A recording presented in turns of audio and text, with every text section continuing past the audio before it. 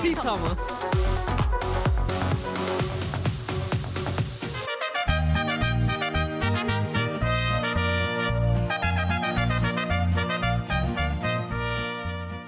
Bienvenidas todas y todes a un episodio más de Sí Somos. ¿Cómo están, queridas? Hola, bien. Muy bien, muy bien. Hola, Hoy hola. tenemos una invitada de lujo que ahora les platicaré de ella. Muchas gracias. Oigan, pues fíjense que hoy tenemos un programa súper interesante que viene muy a cuento en el contexto de tener a nuestra primera presidenta electa, mujer, en más de 200 años que han pasado con presidentes en nuestra República Mexicana. En ese sentido, Independiente. de manera independiente. En ese sentido, y por ello no menos importante, tiene que ver con las mujeres en la independencia de México, que como ustedes bien saben, han sido invisibilizadas sus aportaciones, a pesar de haber sido muy importantes.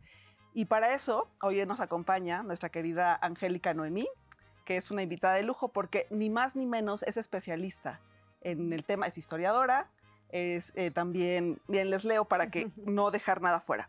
Ella es licenciada en Educación Secundaria, con especialidad en Historia por la Escuela Normal Superior de México, maestra en Desarrollo Educativo, doctora en Educación y Diversidad por la Universidad Pedagógica Nacional y también es docente en la Benemérita Escuela Nacional de Maestros.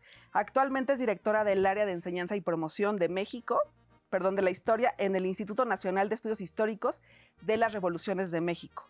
Wow. Y sus líneas de investigación son nada más y nada menos que la participación de las mujeres en las revoluciones sociales de México y la enseñanza de la historia. Wow. Así que nos viene como anillo al dedo el día de hoy. Muchas gracias por venir. No, al contrario, Angélica. Muchas gracias por la invitación. Es un gusto estar aquí y siempre es un gusto hablar acerca de la historia de nuestras antecesoras. Claro, porque lo que no se nombra No existe. Entonces, querida Noemí, a mí me gustaría que nos pudieras contar cómo fue la participación de estas mujeres en un contexto sumamente machista, sumamente conservador, en donde los roles principalmente tenían que ver con la cuna y la casa, así, descritos de manera muy específica. Y también me gustaría saber si la participación de estas mujeres se veía afectada por un tema de clase social y de etnia, la interseccionalidad ahí. Es un ejemplo clarísimo. Yo creo que en el tema de las mujeres en la independencia vamos a poder aplicar este concepto de interseccionalidad. Es muy claro porque nosotras pensemos cuáles son las mujeres que nos llegan a nuestra mente cuando hablamos del proceso de independencia, ¿no? Mujeres ilustradas. Exactamente, Leona Vicario, Josefa Ortiz. Exactamente. Ya no de Domínguez. Hasta Ortiz. Sí, exactamente. Telles Girón, que es como su nombre completo, sí. Josefa Ortiz, Telles Girón, Leona Vicario, tal vez Mariana Rodríguez, La Güera Rodríguez. Y entonces, si nosotros nos damos idea de estas mujeres, van a ser mujeres de la élite de ese momento. Mujeres criollas, mujeres que vivían en las capitales, en la capital novohispana o en las ciudades importantes novohispanas para ese momento. Estamos hablando de una población de 6 millones de habitantes en lo que era Nueva España y solamente el 20% estaba concentrado en estas ciudades, como lo era Valladolid, hoy Morelia, Querétaro, ahorita Ciudad de México, y el 80% todavía pertenecía a las poblaciones rurales. Entonces, si nos damos cuenta, de entrada, nos vamos siempre a dirigir la vista a estas mujeres criollas, mujeres que tenían un capital social, cultural, económico. Pensemos, por ejemplo, en Leona Vicario, era hija única. Eso también ya habla de una condición que favorecía porque no tenía hermanos, no tenía con quién más repartir la herencia que le deja. Que demográficamente eran como de 10 hijos mínimo, ¿no? Porque además su padre contrae segundas nupcias. Primero se casa, él era español, llega a Zacatecas, se hace un minero riquísimo, ya saben, en la explotación minera, contrae primeras nupcias, va a tener 2 hijas y estas 2 hijas van a llevar como el destino de las señoritas de la clase alta de la época. Una de ellas se casa con un marqués y la otra ingresa a un convento y se va a Valladolid, en España. Él queda viudo, se casa con una mujer de Toluca, es Camila, y con ella nace Leona Vicario. Y entonces cuando tiene 18 años queda huérfana. Pensemos nada más en la orfandad de un padre que era dueño de minas en Zacatecas, era una mujer muy rica, una mujer apoderada, queda huérfana, esa herencia ya no se tiene que distribuir con nadie más, y bueno, también era sobrina. Porque con su hermana, al estar casada, Sí, perdía ya, cualquier exactamente, derecho. ya las dotes estaban sí. entregadas, la dote también para el convento, así es que ella lo tenía todo. Y el tío, en algún momento, también había sido rector de la universidad. Entonces estamos hablando que eran mujeres sumamente cultas, sabemos que leía francés, que pintaba, clases particulares, y esto, quiero dejarlo muy claro, no demerita su participación, Claro, no, de porque ninguna estamos forma. hablando de que en un contexto donde lo tiene todo, ¿de qué te iba a preocupar? ¿No? O sea, Al contrario. Podría o solo sea, haber seguido con el papel exactamente, claro. tenía todo resuelto, no tenía de qué preocuparse para nada más y aún así decide exponer toda su fortuna, todos sus bienes a la causa independentista. Ahora Ándele. bien, sí, o sea, ese es un claro ejemplo de que el privilegio no la cegó porque claro. aún así se incorpora y se va a incorporar utilizando estas estrategias de señorita de la clase alta, es decir, asistía a las reuniones con los realistas, donde estaba la iglesia, personal de las tropas realistas, escuchaba, obtenía información y después era correo de los insurgentes. Entregó vastos recursos, espía, era conspiradora. Y cuando la detienen, porque la capturan a sus correos y la delatan, pues empieza la enclaustran en un convento en Ciudad de México y le empiezan como a cuestionar la Junta de Buen Orden de ese momento, que era ya un equivalente a la Inquisición. Y dice, si no delatas a la sociedad, la Inquisición, exactamente, o sea, nada más como nota a los guadalupes, que era esta sociedad secreta, porque ella, sabemos de su vasta cultura, porque su seudónimo se utilizaba con literatura universal, y esa se llamaba Enriqueta, Mayo, La Monja, Robinson, etcétera. Entonces, ella contesta ante esta presión que no va a decir de este ni de aquel, así la lleven al último suplicio, ¿no? Entonces, así, y para eso también creo que esto es muy importante porque no se menciona. Tenía 21 años. ¡Wow! O sea, no, pues muchas ya, veces claro ejemplo. la edad, yo creo que la edad pasa desapercibida, porque nosotros pensemos, por ejemplo, en José Ortiz. Creemos que es una mujer, señor. En ese momento tenía 40 años José Ortiz, con 14 hijos, y también así era... pues una mujer sumamente de carácter, fuerte, muy activa. Leona tenía 21 años cuando es capturada y con la presión de tener a la Junta esta de Buen Orden, no se dio y logra escapar. Bueno, todo esto nada más de Leona para decirles algo muy importante. Que cuando ella ya sobrevive a la consumación, todo, hay periódicos, sobre todo encabezado por Lucas Alamán, que él dice, yo no explico por qué tanto argüende con Leona Vicario, ¿no? ¿Por qué quieren restituirle algún bien? ¿Por qué le están conmemorando? Si lo único que hizo fue actuar por heroísmo romancesco. Entonces, demeritando, como siempre. Imagínense un domingo, era un 14 de marzo de 1831, había pasado ya 10 años de la consumación, ella leyendo el periódico, y que veas que todo lo que hiciste fue seguir a tu marido. En nombre del amor. Exactamente. Y entonces creo que uno de los aspectos fundamentales al momento que hablemos de historia de las mujeres es desvincularlas con quién, porque ella misma recupera esta agencia. Leona Vicario, en 1831, escribe una carta donde le dice, confiese usted, señora Alamán, que no solamente el amor es el móvil de las acciones de las mujeres, que ellas son capaces de todos los entusiasmos y los deseos de la patria, y empieza a hacer una carta que yo creo que ahorita es una bandera feminista que es muy importante retomar. Ha habido muchas mujeres a lo largo de la historia que han tenido conciencia de su condición de género, y eso, o sea, a pesar de que todavía no estaba... Y en 1831 estás hablando, y en México, exactamente, sí, utilizar la clase y el poder para poder reivindicar que no solo estás para eso. Claro. Y yo creo que esa carta se encuentra muy fácil en internet, yo creo que es una bandera feminista escrita hace casi 200 años donde dice, las mujeres actuamos por voluntad, tenemos agencia, tenemos decisiones. Y bueno, eso es en el caso, por ejemplo, de estas mujeres que tuvieron esta posibilidad por su capital, otra vez, económico, cultural, social, ella en un periódico hacer su defensa del por qué participa, pero bueno, no corrieron la misma suerte las otras cientos y miles de mujeres que se involucran en el movimiento insurgente, porque bueno, son de las poblaciones de las villas, de los pueblos, y también aquí vamos a ver la condición de clase que nos atraviesa muchas veces, porque estas mujeres recibieron castigos diferentes a las mujeres de la élite. ¿Cómo castigaron a Leona? A un convento, igual que a Josefa. ¿Cuál era lo que les quitaban? Pues, tu bien. ¿Qué pasaba con las otras mujeres? Ellas sí eran fusiladas. Y tenemos claros ejemplos como el de Gertrudis Bocanegra, fusilada en Pátzcuaro. Ahorita se encuentra así un monumento muy reconocido ya en Pátzcuaro, en Michoacán. Pero tenemos, por ejemplo, el caso de Carmen Camacho, una mujer en Acámbaro, donde es acusada de seducción de tropa. Esto también va a ser muy importante. El delito por el que más se le persiguió a las mujeres era el de la seducción de tropa. Y en el caso de Carmen Camacho... Cuando, paréntesis, era un momento, como todos los movimientos bélicos, en el que las guerras, donde las guerras, las mujeres son principales víctimas por cualquiera de las dos partes de violencia sexual, son violaciones. Y que ese fuera el principal delito, de verdad Sí, ellas son las culpables. Las persigue, tienen la culpa de que te violaron, de que te están acusando, de que llegaron a robarse a las mujeres, ¿no? Pero las sí niñas. había una intención de seducción. De convencimiento. Convencimiento. Entramos la palabra seducción como esta idea de convencer. Eso. Convencer del cambio de la tropa. Y entonces Carmen lo intenta con un dragón, que eran los soldados realistas. El dragón la acusa, se le hace su juicio, y en el juicio dice... condenada al último suplicio, eso cual es el documento, y además que su cuerpo se exponga en la plaza a manera de escarmiento con un cartelón que anuncie su delito. ¿Cuál fue el delito?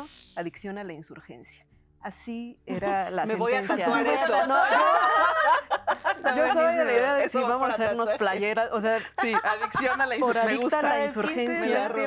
De hecho, de ese título toma Celia del Palacio, historiadora, para su libro que se llama Adictas a la insurgencia, porque sí está en los documentos que el delito por el que te enjuiciaban era por adicta a la insurgencia, por adicción a la insurgencia. Porque bueno, no, creo que sí somos. Vamos a cambiarle el nombre. Así somos adictas a la insurgencia. Sí, completamente. Porque además creo que tenemos la historia de cuando a estos primeros líderes insurgentes, a Hidalgo, Aldama, Allende, les cortan la cabeza y está colgada en la lóndiga de Granaditas a manera de escarmiento a los insurgentes. Sí. Con el cuerpo de las mujeres pasaba lo mismo. O sea, en el caso de Carmen Camacho déjenla expuesta en la plaza, vean lo que te va a pasar por ser mujer, por ser insurgente, y pues que sea también como una manera de violencia de tener un cuerpo de las mujeres ahí expuestas con tu cartelón de adicción a la insurgencia. Claro. Y esto también nos va a llevar a algo muy importante. Estamos viendo entonces que estas mujeres las matamos dos veces. Yo siempre he dicho, primero porque sí las fusilaban, podían mandar a trabajos forzados a casa de españoles, y la historia pues también las mató completamente. Y hay otro caso que me gusta mucho destacar porque nos habla de la condición de ser mujer de la época, que es el de María Josefa Martínez. Ella enviuda, y después de que enviuda se vuelve líder de gavilla. O sea, ya no solamente espía ni conspiradora, tenía una líder de una gavilla de 12 hombres. Ella la comandaba y estaba vestida de hombre, y cuando ocupaba estas enaguas y la ropa de mujer, era cuando entraba a las poblaciones de Orizaba, de Córdoba, para obtener información. Cuando la capturan, la encuentran vestida de hombre. Y entonces su juicio dice que era líder de gavilla, que andaba de insurgente, que era espía, que era conspiradora y que portaba pantalones. El delito era, y eso también es muy interesante, la enjuiciaron por portar pantalones, y eso también dice el documento. Y entonces aquí estamos viendo que hacías una doble transgresión. O sea, no solamente era que fueras insurgente, es que rol de género, estabas transgrediendo el deber ser de mujer de la época, y entonces eso te llevaba a dos juicios, un doble juicio. Un doble juicio, no, bueno. ¿Sabes qué, Noemí? Hace unos días, que fue la toma le entregaron la constancia a nuestra presidenta electa. Ella decía en un discurso algo que me parece sumamente importante y que tiene que ver con esto, con nombrar a todas esas mujeres que quedaron invisibilizadas en la historia, en los movimientos, pero también en ese discurso, que si no tuvieron oportunidad de escucharlo todavía, búsquenlo, que me parece sumamente transgresor, porque hizo un bajado de línea, metió un mandato a partir de ahora. O sea, no solo es que llegamos todas, pidió que se le nombre presidenta, pero también el mensaje es de nos vamos a tratar en igualdad en este gobierno. Exacto. ¿No? Que es mucho más que un discurso allá acerca del feminismo y de las mujeres. Creo que, la verdad, muchas feministas estábamos esperando eso. Y en ese sentido también me gustaría como retomar, para quien quiera tomar la palabra, ¿qué onda con esas mujeres que participaron en estos movimientos, en el movimiento independentista en particular, que no necesariamente eran privilegiadas? Y estamos hablando de las mujeres mestizas, de las mujeres indígenas, y que vaya, que también tienen voz y tienen nombre y tuvieron papeles Y fundamentales. solo una cosa, también mujeres negras. Porque también había sin duda. mujeres negras luchando. Sí, por ejemplo, en Oaxaca era muy una costumbre la leva, ¿no?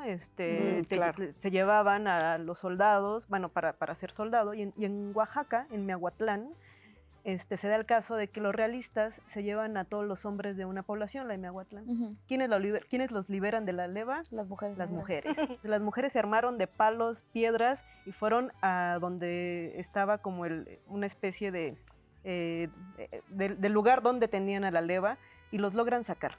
O sea, fueron las mujeres los que recuperan a los hombres que habían sido forzados para tomar la tropa realista, y son todas estas zonas de Oaxaca, en Veracruz, en Guerrero. Donde o sea, hay mucha población negra. exactamente, en Guerrero sobre todo. Las vamos a ver. ¿Quiénes formaban las tropas de Vicente Guerrero también? Claro que Vicente Guerrero es también negro. es fundamental. Aunque lo quiera, se le ha blanqueado muchísimo. Se le ha blanqueado muchísimo. Pero sin duda estaban en las tropas, y bueno, también ellas reciben estos castigos y las condiciones, pues por la propia condición social a la que pertenecían. Claro. Entonces, pues estas mujeres que van a ser, además de todo, la mayoría de la población, ¿no? Eso también es importante mencionarlo.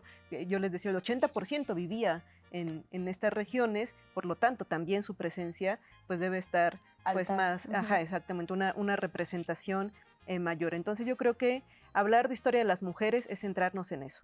Las mujeres, ¿no? Con todo lo que nos atraviesa, con todas estas condiciones de origen, condición económica, social, porque pues muchas veces lo único que hacemos es repetir como esta parte de historia de bronce en el caso de mujeres, ¿no? Que digo, es muy, muy, muy valioso lo que desarrollan, pero pues también ampliarlo en una manera colectiva, porque además también ellas vivían, comentaban hace un momento, las consecuencias de la guerra. ¿Qué pasaba con las niñas, con los niños, con las mujeres? Eran botín de cambio, eran moneda de cambio. Me vino a la mente ahorita la historia de Rita Pérez, una mujer también comandante ahorita de Moreno, de Lagos de Moreno, por Pedro Moreno y Rita Pérez. ¿Qué pasaba con los hijos? Los hijos eran secuestrados, las familias eran secuestradas y las pedían a cambio de tropa. Entonces se llevan a una de sus hijas, a Guadalupe Moreno Pérez, y le dicen a Pedro, bueno, devuélveme a mi coronel más 50 soldados y te regreso a la hija. Y Pedro dice, ya no puedo hacer ese intercambio porque ya lo mandé matar.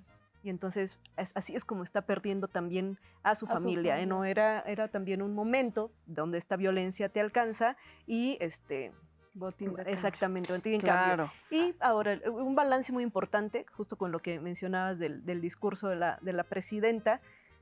Si las mujeres estuvieron participando, si las mujeres estuvieron en todos estos años de la guerra siendo incluso capitanas, en el proceso de independencia tenemos a Manuela Molina, nombrada capitana por la Suprema Junta de Zitácuaro, o sea, ya con grado militar reconocido por sus batallas hace 200 años, ¿no? Estamos hablando que se les reconoce. Bueno, si estuvieron en todo, campos de batalla, dando recursos en la propaganda, en el convencimiento, en el intercambio, ¿qué pasó con las mujeres? ¿No? ¿Por qué después de 200 años?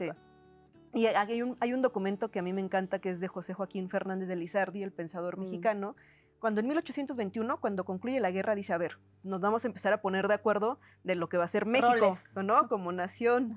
Así es que, ¿van a participar las mujeres en las cortes? Y él dice, y si me dicen que no, pues entonces están en peor condiciones que los originarios de África. Y si me dicen que porque no saben, entonces yo le pregunto a las que sí sepan, o sea, las mujeres deben de formar parte de la toma de decisiones ahora de lo que va a ser el país que están haciendo. Y bueno, hay unos periódicos de Puebla, me acuerdo, está el documento que dicen, el pensador no pensó esta vez, ¿no? O sea, ¿cómo se le ocurre? Sí, pensar que las mujeres pueden. ¿Qué se bebió? ¿Qué se tomó ese señor? Que las mujeres van a estar participando en las cortes. ¿Cómo se le ocurre? Y entonces, pues otra vez, así, muchísimas gracias por todo tus esfuerzos. Qué bueno años. que participaste, adiós. Gracias por todo. A partir de aquí, nosotros tomamos las decisiones y las dejan otra vez, ¿no? Claro. Y si nos damos cuenta, 100 años después, se repite lo mismo con la Revolución Mexicana. Las mujeres hicieron todo, propaganda, enfermeras, coronelas, tropa, periodismo. Y volvieron a quedar en eso. Cuando se discute la Constitución, muchas gracias por participar, otros 10 años más de guerra. Sí. A partir de nosotros decidimos la Constitución y Y fue hasta López Portillo en los 80s que se nombró en el grito de independencia por primera vez a una mujer. En los 80s. Y fue a Josefa Ortiz. Pero hasta los 80s. Sí, visibilizarlas. Y bueno, todo lo que has dicho ahora, querida Noemí, que ya estamos como también agotando el tiempo de este programa, tiene que ver con que la mayoría de quienes escriben la historia han sido hombres con esta mentalidad obcecada, retrógrada. Y en ese sentido, a mí me gustaría ir cerrando, y por favor busquen en nuestras redes sociales, porque ya no nos da tiempo ahora, pero hay un libro que va a publicar el INERM, justamente, que tiene que ver con el movimiento de mujeres en las diferentes independencias, revoluciones, perdón.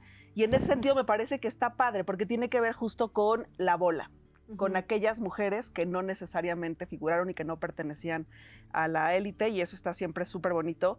Y pues bueno, en ese sentido, a ver, gracias. Rapidísimo, yo quiero que nos digas libros, que nos recomiendes libros de mujeres que participaron en la historia de México en general, o sea, independencia, revolución, etcétera.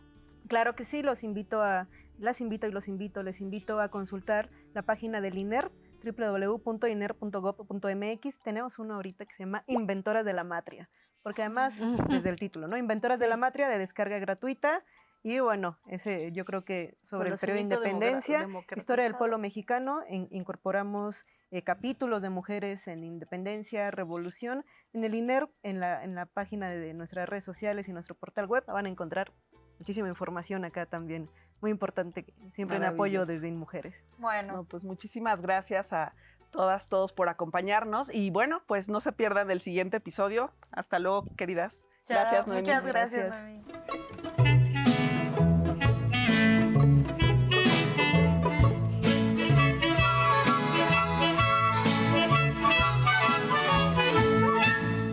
En 1813 fue llevada a la prisión nuestra gran corregidora sin ninguna distinción. Se la llevan prisionera, nadie sabe a dónde irá. No es delito defender la libertad.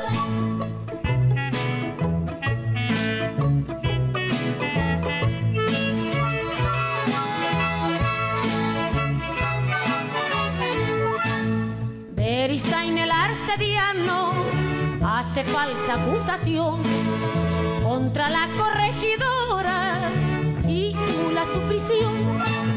Se la llevan prisionera, nadie sabe a dónde irá.